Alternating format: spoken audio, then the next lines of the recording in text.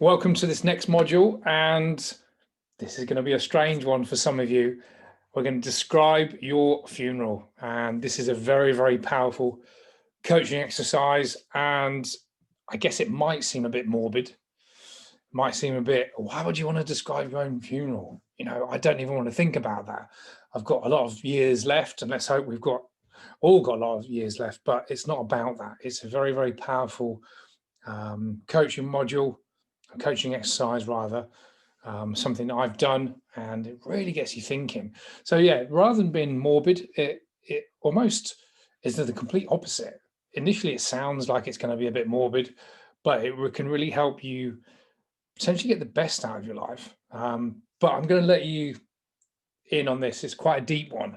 It's deep, it's meaningful, it's going to be quite tricky, it might feel a bit awkward, it's going to be a tough one for some of you. Some of you will adapt to this, and like some of the other modules might be a bit out of your comfort zone, but remember, as always, the more you get out of your comfort zone, the more you're going to grow, and when you grow, that's when great things happen in life. So you're prepared. This is quite a tricky one. It's going to be deep. It's going to have to get you really thinking. And what we're really looking at is future pacing, this idea of future pacing. Future pacing is what you want from your life. I guess you could say it's goals. It's a goal. I mean, we all set goals to a certain extent. Many people don't actually write them down, but certainly coming through the first 12 weeks and certainly onto this mastery program, you guys are all setting goals and you're achieving goals, but most people maybe look at short-term goals, like anything from a month, 3 months, 6 months, a year maybe, and long-term goals maybe anywhere between 3 and 5 years. But not many people go 10 years, 20 years, 30 years. And probably for most of you watching this module right now, we're hopefully thinking this could be 30 or 40 years into the future. Some of you more, depending on your age. It's a tough one, but that's what future pacing is what you want from your life. And by doing this exercise, you can really establish, it's almost like, this is what I've achieved in my life, and this is what people are going to say and think about at my funeral. And it really answers the biggest questions. And some of those questions are based around what is truly important in your life. And for everyone's got different ideas of what's important to them, whether it's family, building business, traveling, making money, all aspects of life that we all enjoy. But we're going to work out what is truly important in your life, and that's what really matters. I just want to make you aware of this book. You may have heard of this, may have not. Well worth looking at. It's called The Top 5 Regrets of the Dying, and it's by an Australian woman called Bronnie Ware, and she was basically a nurse looking after the elderly in terminally ill, or in the last couple of months of their life. So it was like the final care before people passed on. And she wrote this book, The Top 5 Regrets of the Dying.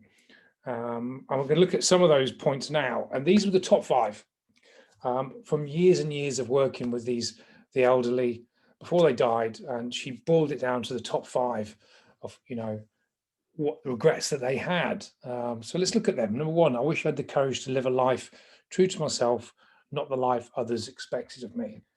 And I'm sure many of you can resonate with that.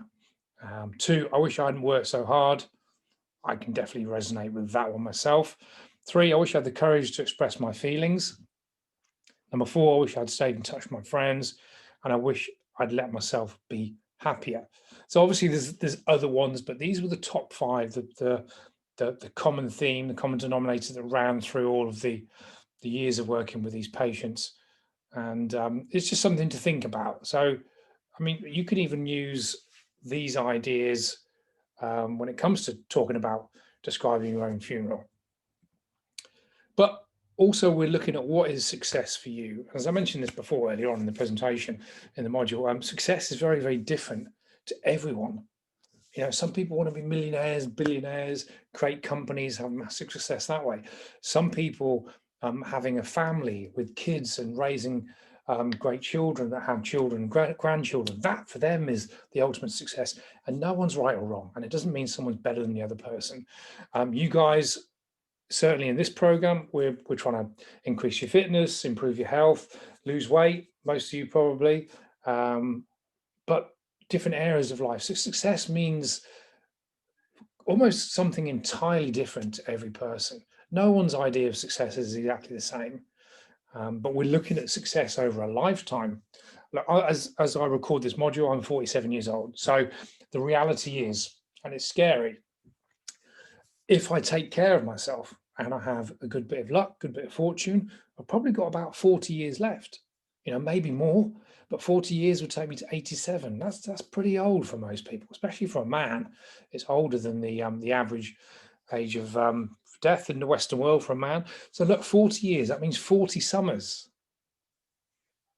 It's just something to think about. It's kind of weird because, over halfway through my life personally, and I still feel like I'm 16, but it's just kind of crept up on us. We don't have time to waste. We really don't have time to waste. Was it Mae West that said the famous saying, "Life is short, but if it's done correctly, it's." I've completely butchered that phrase. I'm laughing at myself now because I've completely butchered that phrase. I'm not even going to try and do it. I should have probably wrote that quote down, shouldn't I? But it just came to me in my head. Basically, she said, if you live a good life, live it the right way, one lifetime is long enough. That's kind of me paraphrasing, but note to myself to actually write the quote down. I didn't know I was going to say that as I did the presentation. But think about what success is for you. Okay, so back to the funeral, back to the actual funeral. So these are some of the things that you want to be thinking about when you write this down. And I recommend taking pen to paper, or you could do it on your laptop, but there's something magical about actually getting a piece of paper and writing this down. So who reads your eulogy? Who reads it out? Is it a friend? Is it a partner, husband, wife, boyfriend, girlfriend, whoever? Who is that person? Write that down. Who else do you hear speaking? Children, grandchildren, best friend, just something to think about. Write this down. What are they saying? Who am I, or who was I? What have I done? My contribution to the world, my impact on them personally. And I want you to try and go into as much detail as possible. You could, if you really want to get into this, you could describe, the day, the weather, the church, or the ceremony. You could describe the coffin that you're going to be in, what everyone was wearing, what they're saying, what they're thinking. There's no end, there's no limit to what you could actually do with this. You can really go into some great detail. But what's more important is this stuff, really, is the things they're saying, the things that you've done, the things you've contributed to the world, the success, the actual activities that have gone on in your life. What did you do with your life? This is going to be quite hard for some of you. It's going to be quite emotional even thinking about it. If you really get into it, it could make you quite upset. But it's almost like a blueprint. You're writing a blueprint of your life, the next 30, 40, 50 years, depending on your age at the moment. And it's saying, well, this is what I have achieved at the end of my life. And then it's almost like looking back at future pace and looking back and thinking, okay, well, this is what happens when I'm 80, 85, 90, whatever age you say. How many kids have I got? How many grandchildren have I got? What have I done in my life? And almost like writing the blueprint. If you've got that blueprint, all you have to do is copy it, really, when you think about it. Make it happen. Here's a question to think about. What are you happy you don't have regrets over? Think about that now. What are you happy about that you don't have regrets over? Now, this is something that you would want to write out. I would suggest that you probably sit down, pen and paper, spend an hour on this, complete it, reflect on it, and then come back to it 24 to 48 hours later. I always find with these sort of longhand writing exercises, it's always best to come back a couple of days later, reflect, and look at it and think, okay, I need to change that, or I would add this in. And it's like anything in life. Once you get started, it's quite tough to get going. But once you get started and you start writing things down, more ideas will come to you, and you can actually end up having a bit of fun with this, believe it or not. And I'm hoping that all of you have an amazing long life, so it's not something that's going to be happening in the future. And you could think of it like this. Well, okay, I've got 40 years left, for example. I don't have time to waste. I need to get that travel done. I'm not going to wait until I retire. I'm going to do that thing I said I was going to do. I'm going to build that business. I'm going to say that thing to my partner. I'm going to apologize to that person. I'm going to do the things that I've been putting off. It's an exercise in that. It's almost, looking ahead and seeing, okay, I've got no time to waste. Let's get on with this. So here are the action steps. As I said, set aside now, pen and paper, something magical, just write. And it really is a blueprint to your best life. And what I would do is definitely worth checking out the book, Top 5 Regrets of the Dying by Bronnie Ware. You can get it for the usual sort of price on Amazon. And as always, just get this done. Just do it.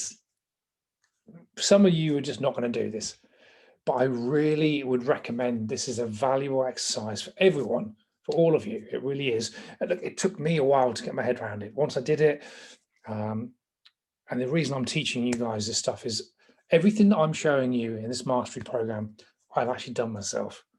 And there's a lot of stuff I've chosen to omit, to leave out. The things I put in here is something that I all think that you can find valuable. And remember, I said this at the beginning, when you go out your comfort zone, that's when the good things happen. That's when the growth happens.